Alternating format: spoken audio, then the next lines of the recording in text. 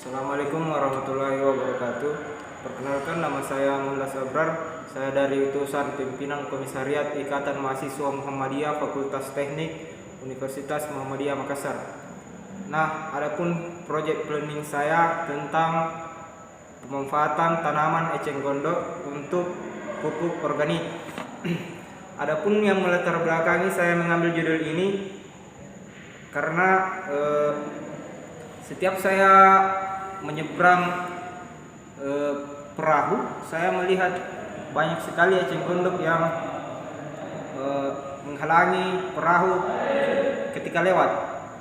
Nah, perlu kita ketahui bahwasanya eceng gondok atau bahasa biologisnya itu Euchornia crespipes Mar.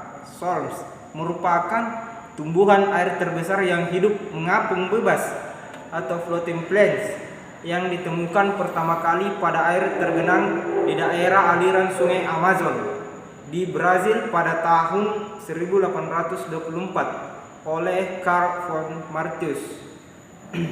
Diperkirakan pertama kali masuk ke Indonesia dan dipelihara di kebun raya Bogor pada tahun 1894. Namun karena pertumbuhannya yang sangat cepat, eceng gondok yang tadinya merupakan tanaman hias berbunga indah kemudian berubah menjadi tanaman pengganggu atau gulma air aqueous weeds karena menimbulkan kerugian.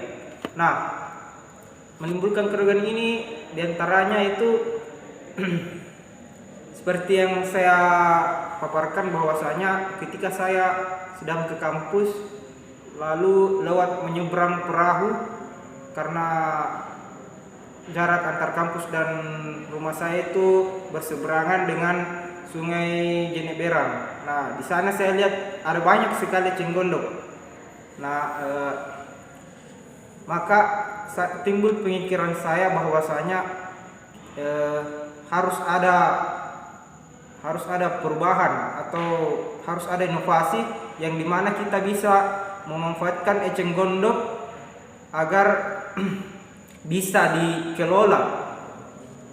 Dan akhirnya saya membuat proyek planning saya. Ketika saya nanti jadi pemimpin, saya akan mengolah tanaman eceng gondok yang tadinya hama oleh masyarakat menjadi pupuk organik bagi tanah.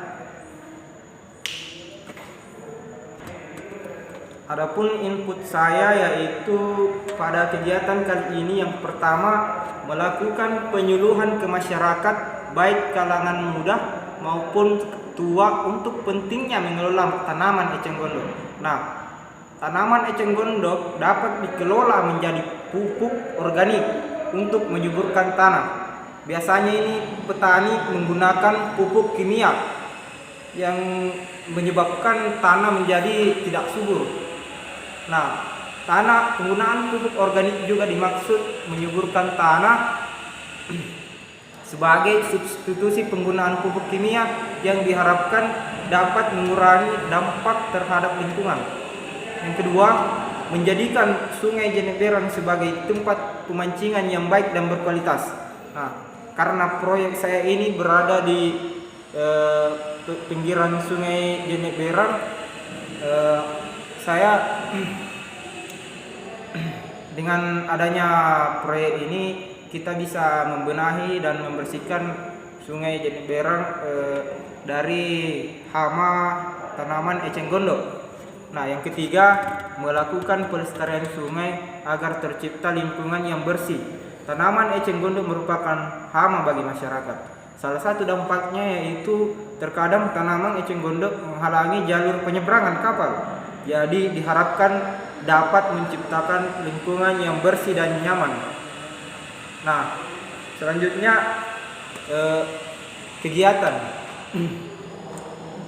ini diawali dengan melakukan penyuluhan atau sosialisasi kepada masyarakat terkait program yang akan dijalankan.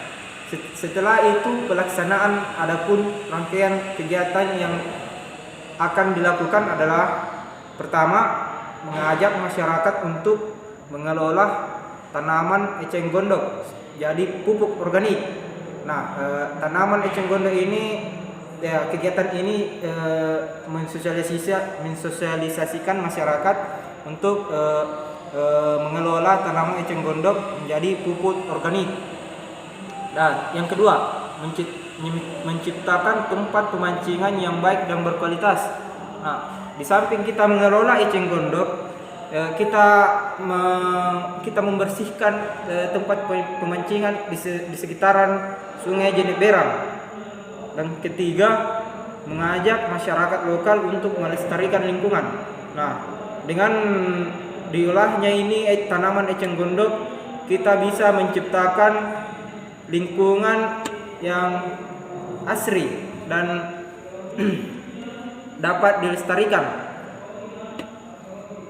Ya, output jangka atau target jangka pendek. Yang pertama, mendorong masyarakat membuat lapangan kerja berupa usaha mikro dalam badan usaha milik suatu desa untuk pembuatan pupuk organik dari tanaman eceng gondok. Nah, target jangka pendek saya ini mengusahakan agar suatu Pemda desa membuat usaha mikro yang ditangani langsung oleh kepala desa dan didanai oleh kepala desa. Nah, target jangka panjang atau outcome yaitu menciptakan perusahaan pupuk organik yang berkualitas dari tanaman eceng gondok yang internasional sehingga bisa diekspor impor ke luar negeri. Nah, jadi target saya jangka panjang ini, saya berharap perusahaan pupuk organik ini bisa mengekspor impor ke luar negeri sampai go internasional. Nah, adapun analisa di lapangan, pertama itu masih banyak masyarakat yang kurang peduli terhadap lingkungannya, di mana masih sering terjadi pembuangan sampah sembarangan sehingga mencemari sungai dan kualitas eceng gondok. Nah, sekian dari proyek planning saya, kurang dan lebihnya mohon dimaafkan. Wastabiqul khairat. Assalamualaikum warahmatullahi wabarakatuh.